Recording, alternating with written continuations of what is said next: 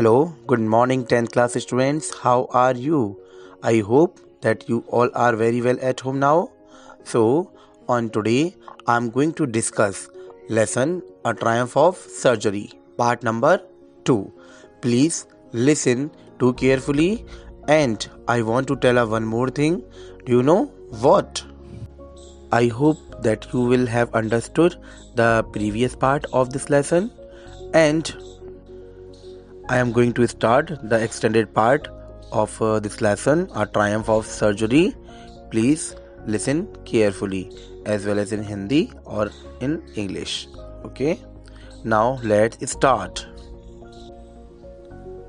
तो बेटा, अब तक आपने इसमें लेसन में पढ़ा कि पम्फ्रे बिल्कुल भी चिंता नहीं करती हैं उसे खान पीन को लेकर के, कि थोड़ी सी चिंता करें कि अगर ज़्यादा खान पीन दूंगी और इस तरीके का खाना दूंगी तो शायद उसकी हेल्थ पर इफ़ेक्ट पड़ेगा, और पड़ भी रहा है.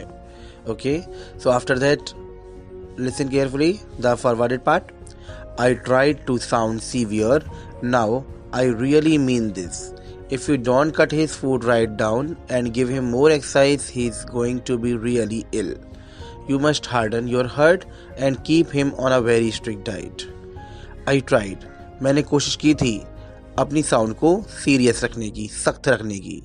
Now I really mean this. क्योंकि मेरा सचमुच यही मतलब था. क्या? If you don't cut his food right down, तो बेटा मिस्टर हैरियट ने पम्फ्रे से कहा कि अगर तुमने इसके खाने पर अभी रोक नहीं लगाई और give him more exercise, he is doing to be really ill, और अगर तुमने इसे ज़्यादा एक्सरसाइज नहीं कराई तो शायद ये वो दिन दूर नहीं कि वो और ज़्यादा बीमार पड़ जाएगा. You must harden your heart. तुम्हें अपने दिल को सख्त रखना होगा, मजबूत बनाना होगा. किस चीज़ के लिए? इस डॉग के लिए. ठीक है. And keep him on a very strict diet. और आपको ध्यान रखना है कि आपको इसे बहुत स्ट्रिक्ट डाइट देनी है. इट मीन्स आपको बहुत न्यूट्रिशियस फूड देने हैं. इसकी स्वीट्स पर रोक लगानी है. ये नहीं है कि मेरा बहुत प्यारा सा डॉगी है, मैं खा रही हूँ तो इसको भी नहीं दूँ. ठीक है, तो ऐसा कुछ नहीं है. अगर कहते हैं ना, हेल्थ इज़ वेल्थ, अगर हेल्थ है तो सब कुछ है. इसलिए आपको ध्यान रखना है इसकी हेल्थ को लेकर के, बहुत ज़्यादा आपको जागरूक रहना है, और आपको वो फूड आइटम्स देने हैं इसको जो बहुत ज़्यादा न्यूट्रिशियस वाले हों. After that Mrs Pomfrey wrung her hands. Oh, I will, Mr. Harriet. I am sure you are right, but it is so difficult, so very difficult. She set off, head down along the road, as if determined to put the new recipe into practice immediately. तो बेटा Mrs Pomfrey after that, जब doctor Harriet ने कहा था कि आपको बहुत इसे सख्त डाइट देनी है, तो मिसेस पम्फ्रे ने अपने हाथों को ऐंठने लगी, रंग करने लगी, मलने लगी, और कहती हैं, ओह आई विल, ठीक है ज़रूर mister Herriot. I am sure you are right. मैं पक्का कह सकती हूँ आप बिल्कुल सही कह रहे हैं. But it is so difficult, लेकिन थोड़ा सा ये डिफ़िकल्ट मतलब मुश्किल होगा मेरे लिए. हाँ, बहुत कह सकते हैं, बहुत मुश्किल होगा. After that she said of. वहाँ से वो निकल पड़ती हैं इस वार्तालाप की बाद. हेड डाउन, आखिरकार उनका सिर झुका हुआ होता है. अलोंग द रोड, सड़क से गुजर रही होती हैं. एज ए डिटरमाइंड, और निर्धारित करती हैं. To put the new regime into practice immediately. क्या निर्धारित करती हैं? कि शायद अब उसे नई जंग में जल्दी ही आना होगा. इस नई जंग के लिए अपनी आदत को बदलना होगा तुरंत. After that, what is the next paragraph saying to you? Please listen. It is a too interesting story now, students. Please listen very carefully. After that, what is the next paragraph saying to you? I watched their progress with growing concern. Tricky was tottering along in his little tweed coat. He had a whole wardrobe of these coats for the cold weather and a raincoat for the wet days. He struggled on, drooping in his harness. I thought it would be no longer before I heard from Mrs. Pumphrey. Okay, I watched their progress with growing concern. मैं उसकी उन्नति को देख रहा था, tricky की उन्नति को देख रहा था बहुत ग्रोइंग कंसर्न के साथ. ग्रोइंग कंसर्न का मतलब होता है बेटा बड़ी व्याकुलता से देख रहा था. ट्रिकी वाज टोटरिंग, टोटरिंग का मतलब होता है जो ट्रिकी था वो डगमगाता हुआ चल रहा था। Along in his little tweed coat, किसके साथ? अपने छोटे से ट्वीट कोट के साथ। ट्वीट कोट का मतलब होता है बेटा जो उसने ऊन से बना हुआ जो उसने कपड़ा पहन रखा था ना, जो उसने अपने पेटू पर पहन रखा था कपड़ा, ठीक है। कपड़े का मतलब उसने जो गारमेंट पहन रखा था ऊन का, उसमें वो बहुत ऐसा लग रहा था कि वो बहुत लटक रहा है, ठीक है, और वो चल भी नहीं पा रहा है उन कपड़ों में। शायद वो क्या कहा जा सकता है कि उसे कुछ सेटिस्फेक्शन सा नहीं मिल रहा है, और सेटिस्फेक्शन मिलेगा भी कैसे, बेचारा चल तो पा ही नहीं रहा था, खिला खिला के तो इतना मोटा सा कर दिया कि हॉर्लिक्स पी लो और ये भी लो। आफ्टर दैट बेटा देखिए क्या होता है आगे। उसकी बेटा जो अलमारी थी वो कोट से भरी हुई थी। Whole wardrobe of these coats for the cold weather, ठंडे मौसम के हिसाब से अलग था और बारिश के हिसाब से रेनकोट पहना करता था। बहुत संघर्ष किया उसने। ड्रूपिंग इन हिज हार्डनेस, आखिरकार वो कपड़ों के साथ भी जब उसने देखा कि बहुत संघर्ष कर रहा है, बेचारा चल ही नहीं पा रहा है, और चल रहा है तो बिल्कुल ऐसा चल रहा है कैसा, डगमगाता हुआ सा, ठीक है। कपड़ों भी उसके ऐसे हो रहे हैं, बिल्कुल फंसे फंसे से हो रहे हैं, क्योंकि इतना सैफ जैसा लग रहा था वो, बिल्कुल कबाब की तरह। I thought I would not be long before I hear from Mrs Pomfrey, और मैंने विचार बना लिया था कि वो दिन दूर नहीं जब मिसिस पम्फ्रे की कॉल आएगी कि मिस्टर हैरियट ये बहुत ज़्यादा बीमार है। After that the expected call came within a few days. Mrs. Pumphrey was distraught. Tricky would eat nothing, refused even his favorite dishes, and besides, he had bouts of vomiting. He spent all his time lying on a rug, panting, did not want to go for walks, did not want to do anything. आखिरकार वो आशा भरी call आ ही गई कुछ दिनों बाद, जैसा कि मैंने सोचा था। मिसेस पम्फ्रे वॉज डिस्ट्रॉट, तो मिसेस पम्फ्रे जो थी इस बार बहुत ज़्यादा परेशान थी, ऐसा लग रहा था, क्योंकि उनकी आवाज़ से ही, उनकी कराहने की आवाज़ से ही पता लग गया था मुझे। ट्रिकी वुड ईट नथिंग, अब ट्रिकी कुछ नहीं खा रहा था, ठीक है। Refuse even his favourite dishes, यहाँ तक कि उसने अपनी फेवरेट डिशेस को भी रिफ्यूज़ करना स्टार्ट कर दिया, ठीक है। जो उसकी फेवरेट डिशेस थी अब वो भी नहीं ले रहा था। एंड बिसाइड्स, इसके अलावा, he had bouts of vomiting, वो हर टाइम इंटरवल के बाद थोड़ी देर बाद उल्टियाँ भी कर रहा था। ही spent all his time lying on a रग, और पूरे समय जो बिछौनी पर होती है ना कि पेट्स एनिमल्स की जो हम डाल देते हैं, ठीक है, तो पूरे टाइम उस पर ही पड़ा रहता था बिछौनी पर, with in his hardness, okay. तो क्या होता है कि जब वो पूरे टाइम बिछौनी पर पड़ा रहता है, पेंटिंग का मतलब कहा जा सकता है कि बहुत ज़्यादा कराहता रहता है, ओके, आवाज़ ही करता रहता है, ठीक है। कौन? Tricki. Did not want to go for walks, ना तो वो अब सैर पर जाता ना ही वो कुछ करता। Did not want to do anything. After that I had made my plans in advance, तो डॉक्टर हैरियट कहते हैं कि मैंने अपने पहले से ही कुछ प्लान बना रखे थे माइंड में। The only was to get Tricki out of the house for a period, और वो क्या था कि मुझे ट्रिकी को उसके घर से थोड़ी टाइम पीरियड के लिए अलग रखना था। आई सजेस्टेड, मैंने सुझाव दिया, दैट ही बी हॉस्पिटलाइज्ड, इसको हॉस्पिटलाइज किया जाएगा फॉर अबाउट अ फोर्टनाइट, कम से कम फोर्टनाइट के लिए। फोर्टनाइट कहते हैं 14-15 दिन के लिए। To be kept under observation, और ये मेरे ऑब्जर्वेशन में रहेगा। और चिंता मत करो, जब मेरे ऑब्जर्वेशन में रहेगा, डॉक्टर के हैरियट उसे समझाते हैं, तो ये जल्दी स्वस्थ होकर घर वापस आएगा। But the poor lady almost swooned, लेकिन वो जो पुअर लेडी थी, पुअर लेडी का मतलब ये नहीं है कि वो गरीब है, नहीं, पुअर लेडी का मतलब है वो बेचारी, ठीक है। वो जो बेचारी लेडी थी वो बिल्कुल भौचकित रह गई, सूंड रह गई। सूंड का मतलब होता है ऐसा जैसे कि वो बेहोशी होने वाली हो। शी वॉज श्योर, उसे पक्का भरोसा था कि he would pine and die if he did not see her every day, उसे बहुत ज़्यादा दर्द होगा, और इसके साथ ही जो उसका डॉगी है, अगर उसने उसको नहीं देखा तो ऐसा लगेगा कि शायद वो अब जिंदा ना रहे, ओके।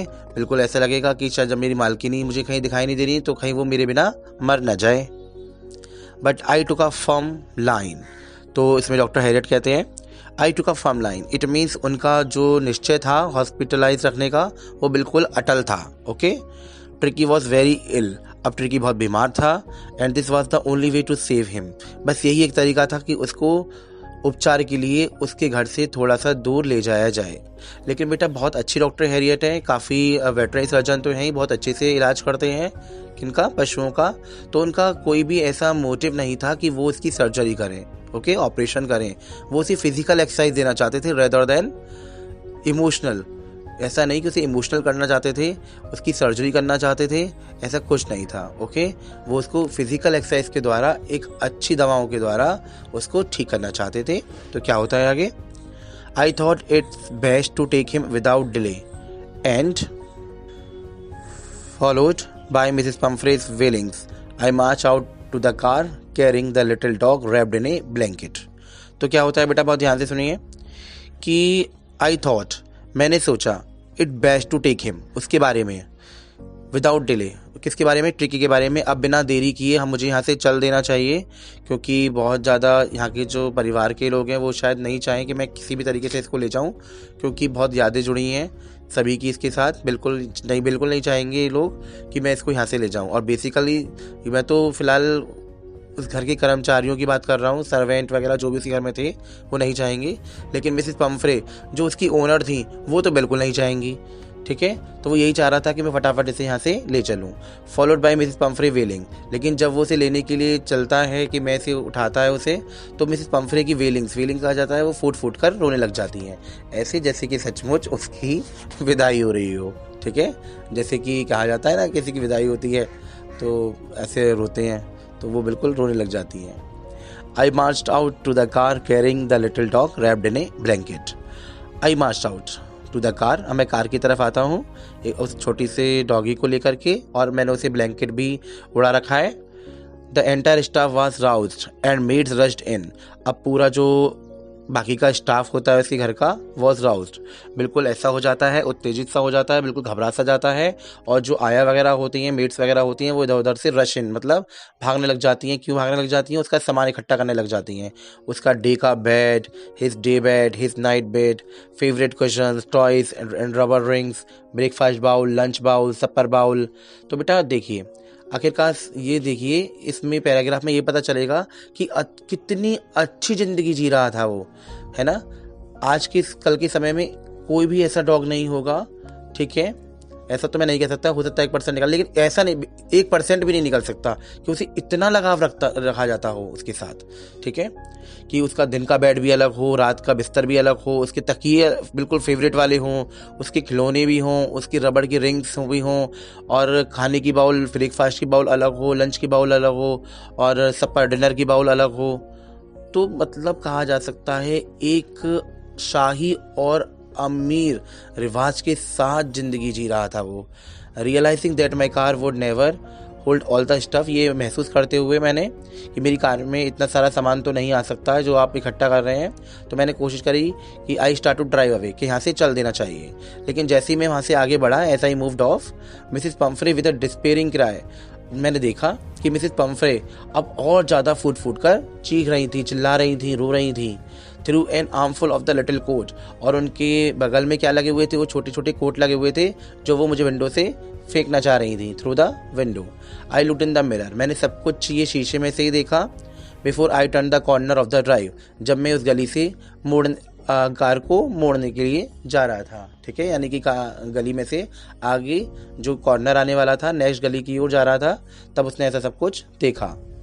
कैसे? गाड़ी में से ही। एवरीबडी वॉज इन टीयर्स, सभी की आंखों में आंसू थे। तो बेटा देखने को लग रहा होगा आपको इस लेसन में कि ये लेसन एक डॉग के लिए कितनी सबके लिए सिंपैथी है, ठीक है। सब कितनी सिंपैथी, कितनी मर्सी है सबके दिलों में, ठीक है। कितना चाहते हैं वो लोग, ऐसा बिल्कुल जैसे कि उसका एक फैमिली मेंबर उनसे बिछड़ रहा है, okay. Out on the road I glens down at the pathetic little animal gasping on the seat bye my side.